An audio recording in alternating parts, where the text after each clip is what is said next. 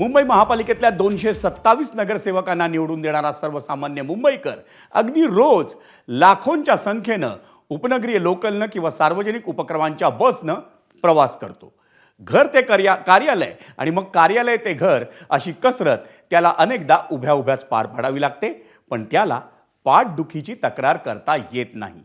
सर्वसामान्य मुंबईकर खड्ड्यांमधून वाट काढत रोज प्रवास करतो, पण तो पाठदुखीचं गाऱ्हाणं मांडत नाही। रोज वाहतूक कोंडीतून प्रवास करून या मुंबईकराची पाठ मोडते, पण तो पाठदुखीची बोंब ठोकत नाही। पण त्याच मुंबईकरांनी निवडून दिलेल्या काही नेत्यांनी 18 लाखांच्या SUV कारमध्ये बसूनही त्यांची पाठ दुखायला लागल्याची तक्रार केली आहे। त्यामुळे त्यांना स्कॉर्पिओऐवजी इनोव्हा क्रिस्टासारखी आता गाडी हवी आहे। पाहूयात मुंबईकरांनी निवडून दिलेल्या नगरसेवकांचा कारनामा।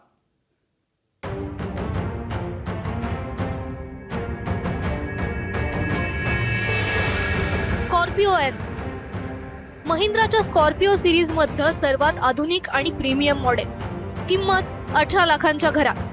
आता एवढी महागडी आणि प्रशस्त गाडी मात्र मुंबई महापालिकेतल्या अनेक समितीच्या अध्यक्षांच्या ताफ्यातून स्कॉर्पिओला आउट करून इनोव्हा क्रिस्टाला इन करण्याचा घाट घातला जातोय आणि त्यासाठी कारण दिलं जातंय ते पाठदुखीचं।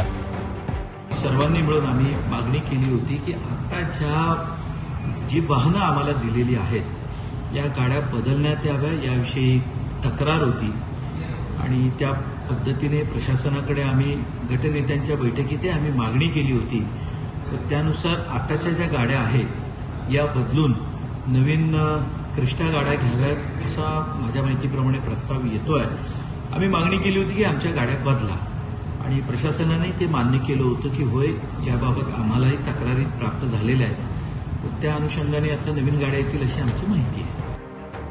आश्चर्याची बाब म्हणजे मुंबई महापालिकेनं कोट्यवधी रुपये खर्च करून 5 महिन्यांपूर्वीच महापौरांसाठी एक इनोव्हा हाय क्रॉस हायब्रिड आणि उपमहापौरांसाठी विविध समितीच्या अध्यक्षांसाठी 12 स्कॉर्पिओ खरेदी केल्या होत्या।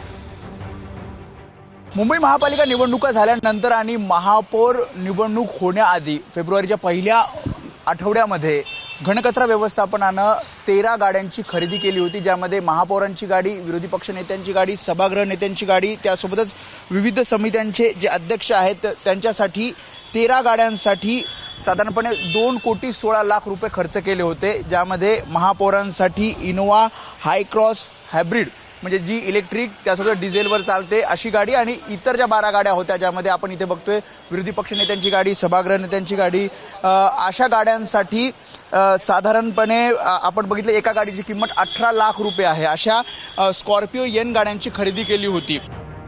5 महिन्यांआधी खरेदी केलेल्या स्कॉर्पिओ बदलून इनोव्हा क्रिस्टासाठी उधळपट्टी कशाला, असा प्रश्न विरोधी पक्षनेत्या किशोरी पेडणेकरांनी विचारलाय। तर स्कॉर्पिओमुळे पाठदुखीची तक्रार पेडणेकरांनीच केली होती असा महापौर रितू तावडेंचा दावा आहे। प्रायव्हेट सेक्रेटरी महापौरांची, अरे काय बाल हट्ट, महापौर हट्ट, त्याच्यासाठी मुंबईकरांना लुटताय। या गाड्यांची आत्ता 5 महिने झालेत, 5 वर्षासाठी गाड्या घेतलेत आणि तुम्ही आता ह्या तक्रारी करून जर आयुक्तांनी असं काय केलं तर आम्ही जे 4 वर्षासाठी तुमच्याकडे मागतोय श्वेतपत्रिका ती आम्हाला द्याच। हे काय चाललंय? आम्ही त्याच्यासाठीच मागतोय। असे कुठे कुठे तुम्ही खर्च करताय? मला या गोष्टीचं आश्चर्य वाटतं।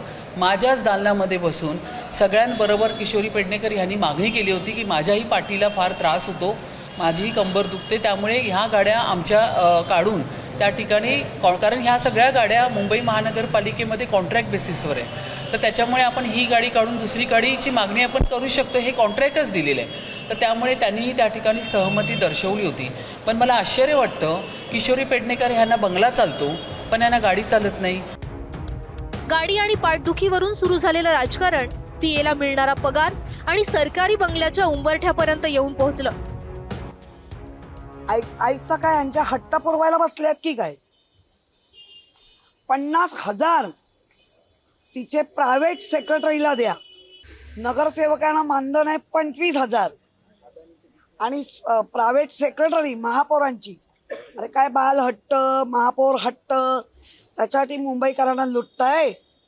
पेडणेकरांनी मला सांगावं की मुंबई महानगरपालिकेच्या इतिहासामध्ये विरोधी पक्षनेत्याला आतापर्यंत बंगला मिळाला का आणि तुम्हाला एवढा का हव्यास आहे बंगल्याचा. असंही आपण लोकप्रतिनिधी आहोत, ह्या ठिकाणी लोकांचं काम करण्यासाठी आलेलो आहेत. मी स्वतः माझ्या बंगल्यामध्ये 5.5 महिन्यानंतर गेली, मी गेलीसुद्धा नाही एवढ्या लवकर.